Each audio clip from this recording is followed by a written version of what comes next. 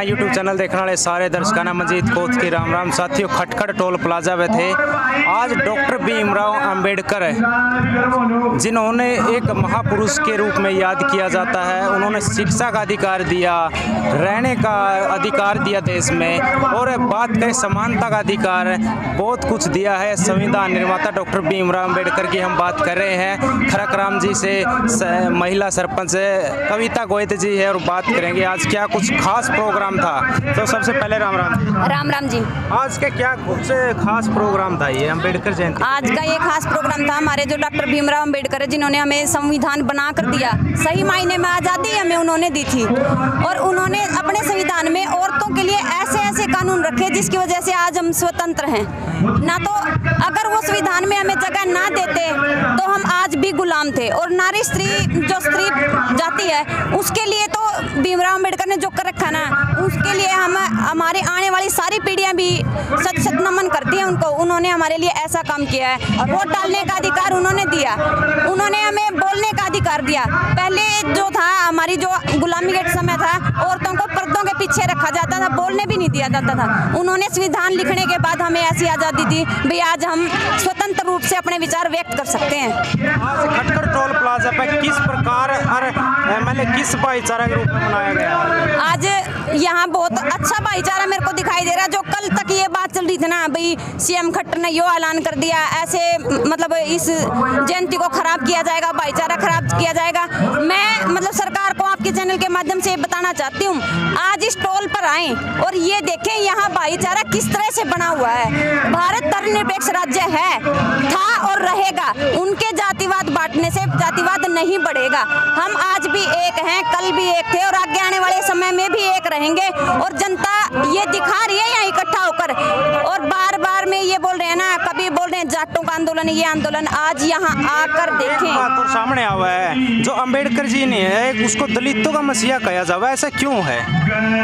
ये लोगों की गलत विचारधारा है, दलितों का मसीहा कहा जाता है। क्योंकि देखिए उन्होंने सबके लिए लिखा है और सभी उनके लिखे संविधान से ही आगे बढ़ रहे हैं। ये लोगों की गलत धारणा है भाई दलितों का मसीहा है। ये लोगों ने इसलिए फैलाई थी भाई उन्होंने SC/BC के लिए कुछ रिजर्वेशन कर दी थी, तो वो उनकी धारा सही थी क्योंकि उस समय में दलितों के लिए कोई ऐसी जगह ही नहीं थी, उन्हें अछूत माना जाता था। हाँ, उस समय जो उन्होंने लिखा था वो बिल्कुल सही लिखा था, लेकिन आज लोग उसे राजनीति के रूप में प्रयोग कर रहे हैं, जो गलत है। डॉक्टर भीमराव ने एक सपना देखा था कि मेरे सपनों का भारत है। क्या उसके सपनों का आज भारत बन सका, बन पाया? देखिए उन्होंने सपना देखा था, बिल्कुल सही देखा था, बीच में सही भी चला है वो, लेकिन अब ऐसी राजनीति हो गई है जो बीच में चला था ना उसको भी कुचल दिया हमारी BJP, JJP और RSS ने। क्योंकि किसी भी व्यक्ति को उन्होंने स्वतंत्र छोड़ा ही नहीं है, उनके पास कोई अधिकार नहीं छोड़ा है। वो चाहते हैं भाई दोबारा से हम अप्रत्यक्ष रूप से गुलाम हो। अप्रत्यक्ष रूप से गुलामी कर दिया उन्होंने हमारे देश में, प्रजातंत्र को तानाशाही तंत्र में बदल दिया है। ये सपना था, ये राजनीतिक पार्टियों ने नहीं पूरा होने दिया। कुछ इस प्रकार के आपके बयान है? बिल्कुल, मेरा बयान ऐसा ही है, कुछ राजनीतिक पार्टियों की वजह से ये सपना पूरा नहीं हो रहा। जैसे पहले हम भारत को ये बोलते थे सोने की चिड़िया है, हम अपने भारत को आज भी सोने की चिड़िया बना सकते हैं अगर तानाशाह शासन तानाशाही छोड़ दे तो। इसलिए मैं तो अपनी सरकार से यही गुजारिश करना चाहती हूँ, हमारे बाबा भीमराव अंबेडकर के नाम पे कोई राजनीति ना करे। जैसे चलो ये बहुत बढ़िया बात आपकी, लेकिन 4 महीने से ऊपर हो गए यहाँ धरने पर बैठे, 5वां महीना लग गया आंदोलन को। क्या कुछ चल रहा है, क्या कुछ होने वाला आगे? भाई अभी तक तो यही चल रहा है। भाई हम चाहते हैं अब हमारी मांगे पूरी हो। हम ये चाहते हैं सिर्फ काले कानून नहीं, जो सरकार ने हमारे साथ अप्रत्यक्ष प्रत्यक्ष रूप से गलत कर रखा ना, उसको भी हम इस आंदोलन के माध्यम से खत्म करना चाहते हैं। लेकिन सरकार चाहती है भाई हम यूं मर्दे कट दे रहा, लेकिन मैं सरकार को ये चेताना चाहती हूँ भाई हम इकट्ठे हो चुके हैं, अब हर वर्ग जाग चुका है और अपने हकों के लिए लड़ रहे हैं और हक लेकर और जीत कर ही घर जाएंगे। आपने एक बात बोली थी मंच से कि जो कुछ काला है वो खत्म करवाएंगे, तो ये कानून निकाले तो बहुत कुछ काला चल रहा है वो खत्म करवाएगा। बिल्कुल यही प्रयास है मेरा। मैं सभी से यही गुजारिश करती हूँ, जब भी मंच पर बोलती हूँ, कोई भी मंच होता है, हमारा ये धरने का मंच नहीं, कोई भी मंच होता है, मैं सबको यही बोलती हूँ भाई जो कुछ सरकार ने काला कर रखा है ना उसको बाहर निकालो। सिर्फ 3 कानून लेने से हमारा किसान समृद्धशाली नहीं होगा, क्योंकि एक कि तो सरकार ये सोच रही है भाई अडानी अंबानी के पंडित है, मतलब हम छुटवाना चाहवा, लेकिन सरकार उस चंगुल में फंसा रही है हमें। ऐसा कुछ नहीं है, जो सरकार ने काला करके सारा वापस करवाएंगे। किस प्रकार मतलब आंदोलन ये जो कानून है ये रद्द हो इसका है, किस प्रकार उसके किस किस को और साथ मारना चाहिए? कुछ कमी रहेगी वो आंदोलन में?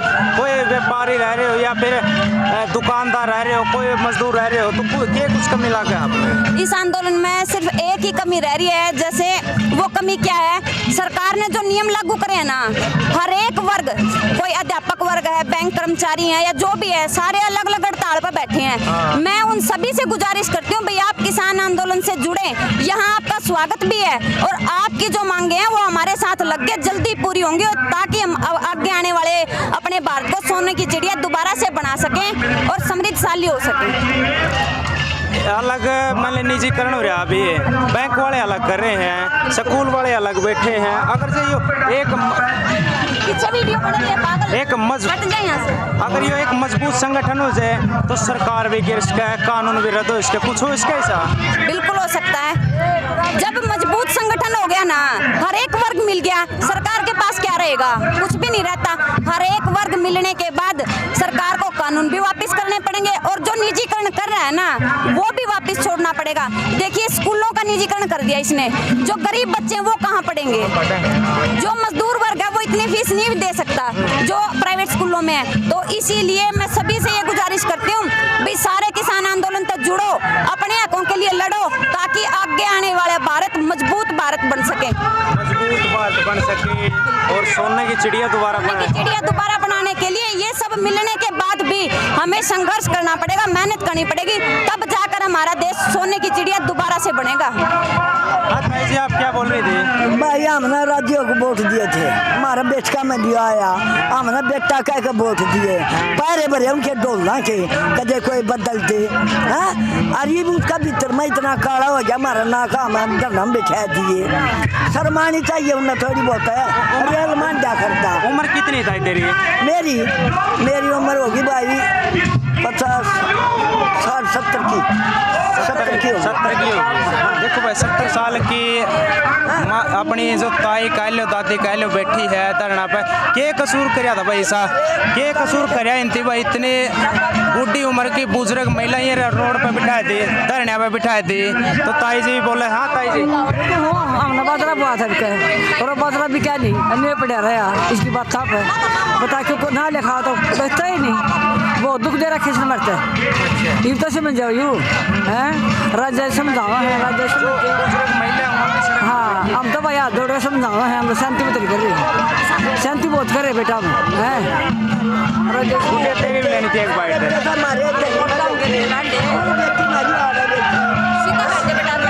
चलो भाई देखो यह गुड्डिया बहुत अच्छा भाषण दे रही थी, बात करांगे। राम राम राम राम भाई। कुछ भीमराव अम्बेडकर बारे में बहुत बढ़िया विचार थे आपके जी, तो क्या कुछ लगता है आज की जो युवा पीढ़ी है या फिर एक दलितों का मसीहा कहा जावा है अम्बेडकर जी को, क्या ये किसकी देन है? ये दलितों का मसीहा कहा जावा है और अलग एक वो दलितों के तो मसीहा है ही और बहुजन समाज के मसीहा है, लेकिन साथ में जो उन्होंने महिलाओं के लिए मरते दम तक संघर्ष किया ना, तो इस बात से वो एक नारीवादी मसीहा भी कहे जाते हैं। और एक बात ही मैंने मंच पर भी बोली थी ना कि जिस दिन बाबा साहेब के मतलब बाबा साहेब का नाम हमारे दिल में होगा ना और विचारधारा हमारे दिमाग में होगी, उस दिन महिला अदालत भी महिलाओं की होगी और फैसले भी हम महिलाओं के होंगे।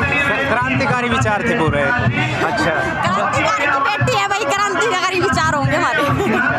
चलो मैं देखो सारी बात सुन ली है। इस वीडियो के बारे में आपका क्या कहना है? एक सभ्य कमेंट के जरिए नीचे कमेंट बॉक्स में अपनी राय जरूर दे दियो। धन्यवाद, मिलते हैं नेक्स्ट वीडियो में। धन्यवाद।